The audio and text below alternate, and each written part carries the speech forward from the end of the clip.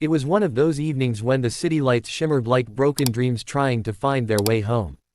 Inside a luxurious restaurant filled with soft piano music and the gentle clinking of crystal glasses, people laughed, toasted, and lived lives that looked perfect from the outside.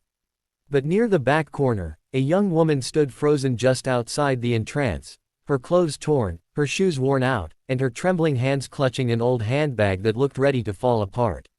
Her name was Amira, and she had no idea that the man waiting inside, Daniel Rains, the CEO of one of the biggest tech firms in the city, would see her not as the world did, but as the rare soul she truly was.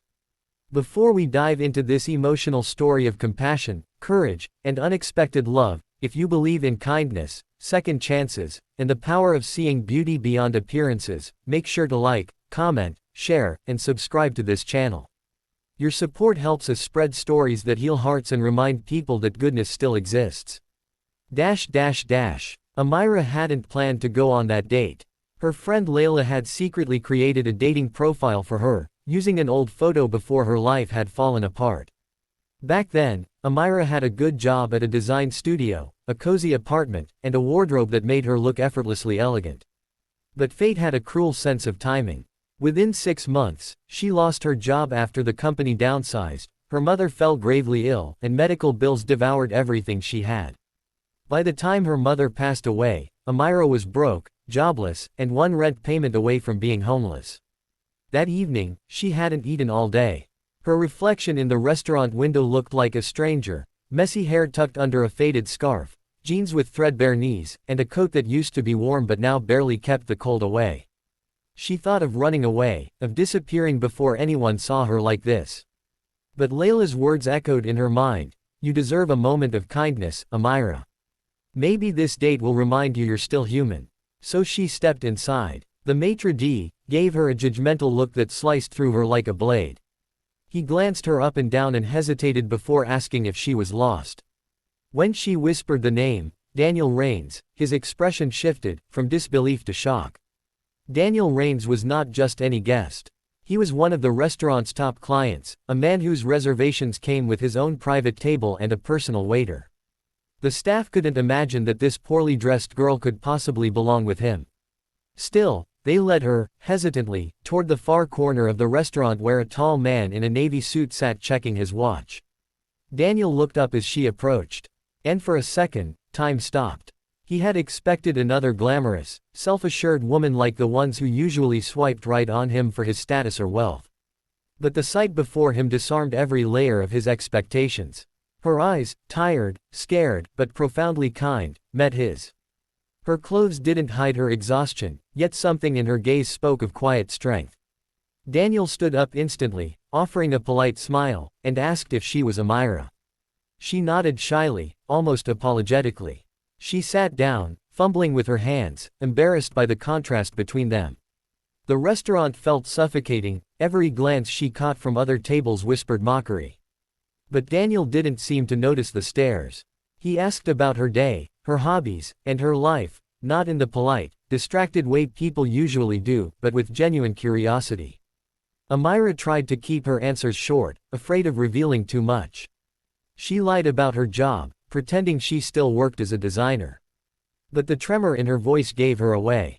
Daniel sensed it. Instead of pushing, he softened his tone, speaking about art, books, and small joys. Slowly, her shoulders began to relax. For the first time in months, she laughed, a quiet, fragile sound that made Daniel's chest tighten. Then the waiter came, pretending not to show his disdain as he poured water. Amira caught his glare and felt her heart sink again. She stood up suddenly and muttered an apology, saying she needed to go. She couldn't bear the humiliation. But Daniel rose too, blocking her path gently. He told her he'd already ordered dinner and that she should at least stay until dessert. His smile wasn't pity, it was something warmer. Something she hadn't seen in anyone's eyes since her mother died. They ate in silence for a while. Then Daniel asked, softly, "Who hurt you this much that you stopped believing you deserve good things?" Her spoon froze midair. No one had ever asked her that before. Tears welled in her eyes as she whispered, "Life." That single word broke something open in him. He didn't know her story, but he could feel her pain in the spaces between her words. After dinner, when she refused his offer to drive her home, he didn't argue. Instead, he followed her outside quietly as she walked toward the bus stop. The wind bit through her thin coat, and Daniel noticed her shiver. Without a word, he took off his jacket and placed it around her shoulders. She tried to return it, but he said softly, "It looks better on you." She smiled faintly, not realizing he meant she made everything look better. That night, he couldn't sleep. Her face, her quiet dignity, her raw honesty haunted him. She wasn't like anyone he'd ever met. She had no walls, no pretenses, just scars hidden under silence. The next morning, he called the restaurant and asked for the security footage of their dinner.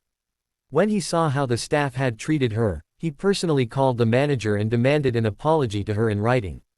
Then, he called every local design firm until he found out one of them had recently lost a talented designer named Amira Khalid due to budget cuts. That was when it all clicked. 2 days later, Amira received a call for a freelance project at a firm she'd admired for years. She didn't know Daniel had recommended her. She threw herself into her work again, designing tirelessly, slowly rebuilding her confidence. But what she didn't expect was the bouquet of white lilies that arrived every Friday, always with the same note: "Keep shining. The world needs your art." No signature. Weeks passed, and she began to find her footing again. She saved enough to move into a small apartment, buy a few decent clothes, and start smiling without forcing it. One evening, she was invited to a gala by the same company she'd done freelance work for. They were launching a new design collaboration, and her work was being featured. Nervously, she arrived, her heart pounding, wearing a simple navy dress.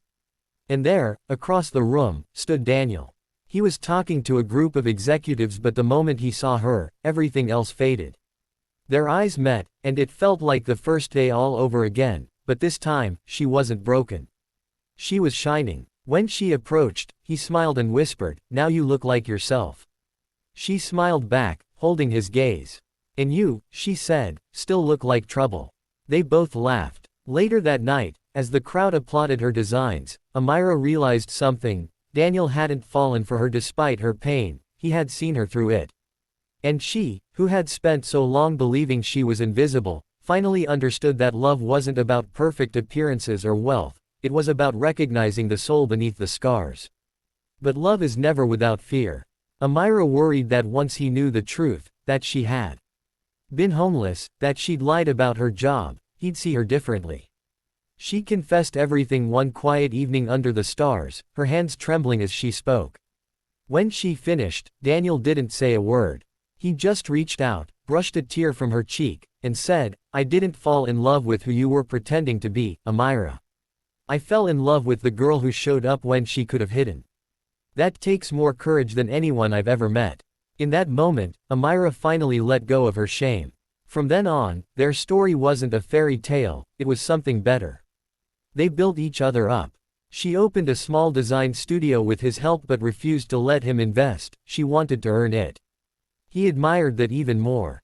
Whenever people asked how they met, Daniel would laugh and say, "She showed up to a blind date dressed like an angel in disguise." Years later, when Amira was invited to speak at a women's conference, she shared her story. She spoke about resilience, self-worth, and the importance of seeing beyond appearances. The audience cried when she said, "Love doesn't always come wrapped in perfection, it often comes dressed in pain, waiting for someone brave enough to see its beauty." After the event, she found Daniel waiting backstage with that same navy jacket, the one he'd once placed on her shoulders years ago. He draped it around her again and whispered, "Still looks better on you." She smiled through tears. "Maybe because it reminds me of where it all began." The cameras flashed, the crowd cheered, and somewhere in the quiet spaces between applause and laughter, a story of kindness, grace, and second chances came full circle.